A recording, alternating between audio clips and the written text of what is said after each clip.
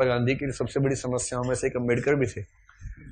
अंग्रेज तो थे ही थे, उनसे बड़ी समस्या ये है कि यार अंग्रेजों को भेजो ना, समाज क्यों बदल रहे हो। और अम्बेडकर साफ साफ कह रहे थे कि अगर मुझे अपने हित और देश के हित में चुनना हो तो देश का हित नंबर 1 पे है, पर यदि मुझे दलितों के हित और देश के हित में चुनना हो तो मैं दलितों के हित को प्राथमिकता पे रखूंगा, क्योंकि अगर अंग्रेज चले गए ऐसे ही तो यहां के सवर्ण हमें छोड़ेंगे नहीं। और दलितों की पराधीनता अंग्रेजों के आने से पहले ज्यादा थी, अंग्रेजों की उपस्थिति के समय कम पराधीनता थी। आपको गुस्सा तो आता होगा अम्बेडकर पे कई बार, क्या ये कैसा आदमी था, है ना, लेकिन आप तर्क सुनेंगे तो दंग रह जाएंगे, तर्क अच्छे हैं। और मजे की बात है कि भारत की संविधान सभा में अम्बेडकर जितनी पढ़ाई पूरी संविधान सभा में एक भी मेंबर ने नहीं कर रखी थी। केवल एक BN राव थे जो एडवाइजर थे, उनके पास ठीक ठाक पढ़ाई थी, उन्हें छोड़ दें, बाकी सब मिट्टी के मतलब पेंदे टाइप के थे, प्यादे थे उनके सामने। पढ़ाई लिखाई का जो लेवल अम्बेडकर साहब का है वो किसी का नहीं है। तो कुछ लोग मैंने देखा कि सवर्ण मानसिकता के कुछ लोग अम्बेडकर को देशद्रोही घोषित करना चाहते हैं इन्हीं कथनों से कि दलित प्रश्न और देश के प्रश्न में दलितों को प्राथमिकता दूंगा तो बुरा मान जाते हैं। और उन्हीं से आप पूछो कि अगर हिंदू का प्रश्न हो और देश का प्रश्न हो, किसी प्राथमिकता दोगे तो हिंदू,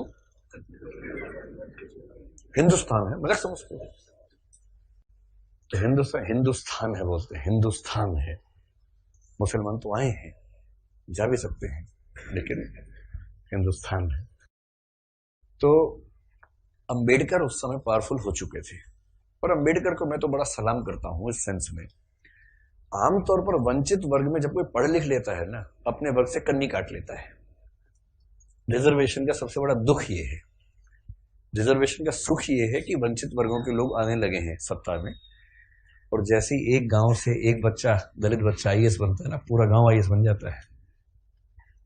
आरक्षण के वित्तीय लाभ केवल उस व्यक्ति को मिलते हैं जिसको आरक्षण मिला है, पर सामाजिक राजनीतिक लाभ पूरे गांव, पूरे कुनबे, पूरे कस्बे, पूरे शहर को मिलते हैं। कि हमारे गांव का चंदू IAS बना है, और चंदू वर्ग में मान लीजिए SC या ST में आता है, उस दलित जाति के उस गांव के और आसपास के 100 गांव के सब व्यक्तियों के पास कॉन्फिडेंस आ जाता है। कुछ बिगड़ा, चंदू को फोन लगा दिया, चंदू बिटवा देखिए जरा। अब पुलिस वाले ने रोका, लाइसेंस के लिए, रुको बात करवाते हैं, ऐसे करके कह रहे किसको फोन करो, चंदू को फोन करो, छोड़ दो कोई बात नहीं, आप जाओ, आप गाड़ी कैसे भी ले जाओ, सिर के ऊपर रख के ले जाओ, कोई बात नहीं, हम कुछ नहीं बोलेंगे। कॉन्फिडेंस लेवल बढ़ जाता है। एक रिजर्वेशन का फायदा ये होता है, आर्थिक फायदा नहीं होता, रिजर्वेशन आर्थिक मामला नहीं है, वो सामाजिक राजनीतिक समतलीकरण का मामला है, उसमें उसको देखना है। और अम्बेडकर ने, आजकल क्या होता है कि जो बच्चा IAS बनता है सबसे पहले कोशिश करता है कि उसकी जाति किसी को पता ना लगे कि वो रिजर्वेशन में है। और बहुत सारे लोग SC ST या OBC से रिजर्वेशन का लाभ लेकर अगर IAS बनते हैं तो कोशिश करते हैं कि शादी जैसे सवर्ण समाज में हो, क्योंकि IAS खुद एक जाति है, उस जाति में शादी कहीं भी हो सकती है, वहां जाति प्रथा बीच में नहीं आती है। ऐसे IPS भी एक जाति है जो IAS से नीचे की जाती है लेकिन ठीक ठाक जाती है, वो भी अपने आप में ठीक ठाक जाती है। जैसे IAS पति IPS पत्नी, लोग कहेंगे हाँ ठीक है, IPS पति IAS पत्नी, तो लोग कहते हैं अच्छा चलो कोई बात नहीं ठीक है इस तरह से मैनेज करते हैं, क्योंकि IPS नीची जाती है, IAS थोड़ी ऊंची जाती है, और IRS और बाकी सब तो बहुत ही नीची जाती हैं।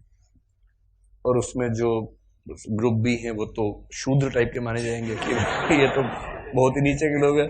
बेशक UPSC ने सफलता दी हो, पर ये तो ये नहीं चलेंगे, इनके 10 नंबर कम आए थे, इनको बाहर करो यहाँ से एक प्रकार की जाति व्यवस्था वहां भी है। तो दलित चेतना जो अम्बेडकर की वजह से, अम्बेडकर का सम्मान क्यों करना चाहिए कि वो इतना पढ़ने लिखने के बाद भी चाहते तो वो भी एक शानदार जिंदगी जी सकते थे, उनको मिल ही रही थी भाई। वो PCS ऑफिसर थे बड़ौदा में, मजाक छोड़ना है, नागपुर में शायद। और जब नागपुर में वो सिविल सेवक बनकर आए, फेलोशिप वहीं से मिली थी पढ़ने के लिए, जब वापस लौटे तो उनको PCS अधिकारी बनाया गया। तो उनको कहा कि आप यहां रहना शुरू कीजिए और काम संभाल लीजिए। अब ये अम्बेडकर के सामने सबसे बड़ी समस्या, अगर आप उनकी कभी आत्मकथा पढ़ें, मैं कैसे बना, हिंदी अनुवाद उसका ये है, उसमें प्रसंग है कि नागपुर में रहना है उनको क्योंकि वो ऑफिसर हैं, उनको अपने रहने के लिए कमरा चाहिए या घर चाहिए, ढूंढ रहे हैं पूरे शहर में, कमरा ही नहीं मिल रहा। लोग पहले पूछते हैं जाति कौन सी है, वो बताते हैं कि महार जाति का हूं, तो भाई कमरा नहीं है हमारे पास, हम किसी दलित को कमरा देंगे ही नहीं अपना। ये 1920-30 के दौरान नागपुर शहर की बात है। फिर वो कह रहे कि कई कमरे खारिज होते गए। एक और घर में गए, एक कोई दूसरा ऑफिसर था, वो दिखा रहा था, दोस्त के रूप में हेल्प कर रहा था। तो वहां मालिक ने पूछा ही नहीं कौन सी जाति के हो, इन्होंने बताया भी नहीं, ढिंडोरा क्यों पिटेंगे, उससे पूछा नहीं, उन्होंने बताया नहीं, कमरा मिल गया, रहने लग गए। और फिर वो देखते हैं कि एक दिन अचानक सुबह उठा तो बहुत शोर मचा हुआ था, मुझे लगा पता नहीं क्या हो गया, खिड़की से नीचे देखा तो हजारों की भीड़ हाथ में डंडे भाले हथियार लेके खड़ी हुई थी। उनको पता लग गया था कि एक दलित आदमी इस घर में रहता है और वो भीड़ मेरा कत्ल करने के लिए आई थी। और उसके बाद कुछ दोस्तों की मदद से पता नहीं पीछे के दरवाजे से कहां से किसी तरह से उनकी जान बचा के भगाया गया उनको। इस दौर से वो गुजरे थे। ये उसी देश की बात चल रही है, सारे जहां से अच्छा हिंदुस्तान हमारा, हम बुलबुलें हैं इसकी, ये गुलसिता हमारा, उसी की बात चल रही है। किसी और देश, पाकिस्तान की बात नहीं चल रही है, उसमें पाकिस्तान था ही नहीं, पाकिस्तान पेट में था उस समय अभी हुआ नहीं था, मतलब होने वाला था, अभी नहीं हुआ था। तो उस देश की बात है। और जब वो स्कूल में पढ़ते थे तो स्कूल में पढ़ते इसलिए थे कि उनके पिता सरकारी नौकरी में थे, तो थोड़ा सा ठीक स्थितियां थी उनकी, इसलिए स्कूल में एडमिशन मिल गया। पूरे स्कूल में एक दलित बच्चा था बस, BR अम्बेडकर, बस, बाकी सब सवर्ण बच्चे थे।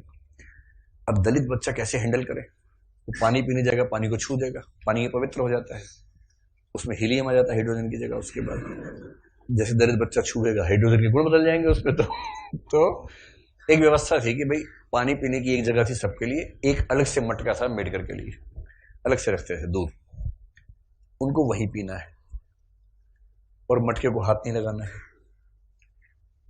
अब कभी कभी क्या हुआ, कई बार ऐसा हुआ कि जो आदमी पानी की व्यवस्था करने के लिए तैनात था वो छुट्टी पे चला गया, एक दिन 2 दिन आया नहीं। अब इसको प्यास लग रही है, बाकी बच्चों के पास पानी पीने को, इसको पानी पीने को नहीं है।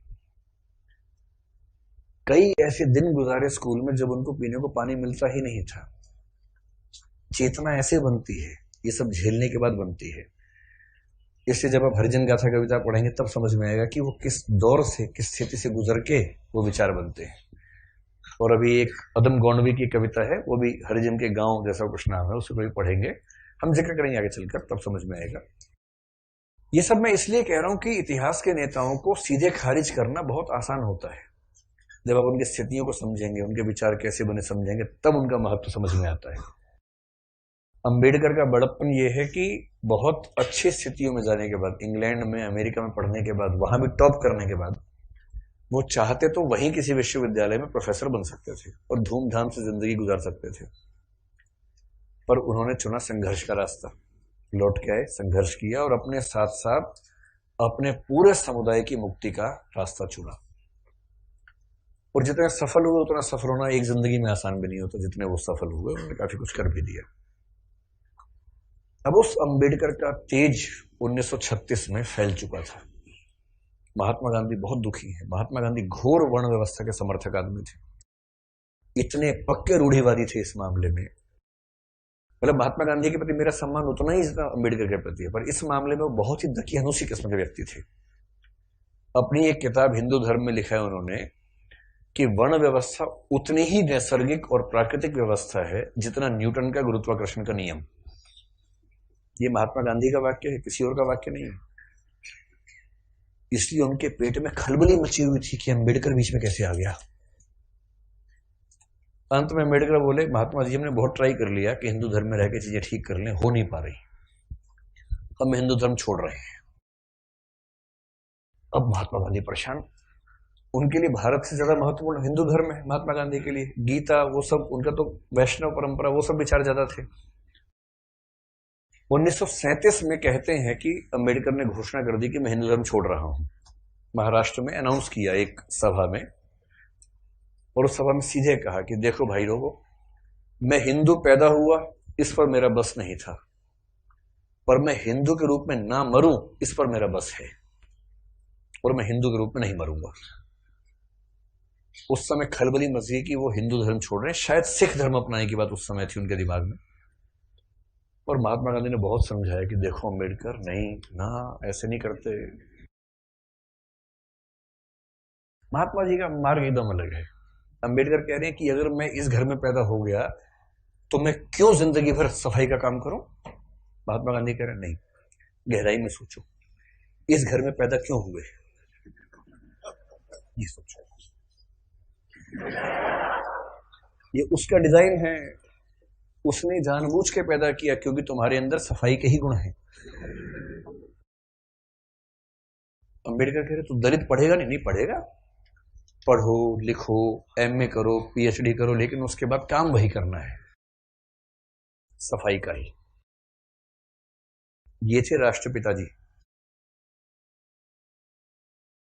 चाचा जी आजकल है, ये सेकंड राष्ट्रपिता बनने वाले हैं मोदी जी, जिस मूड में चल रहे हैं अभी।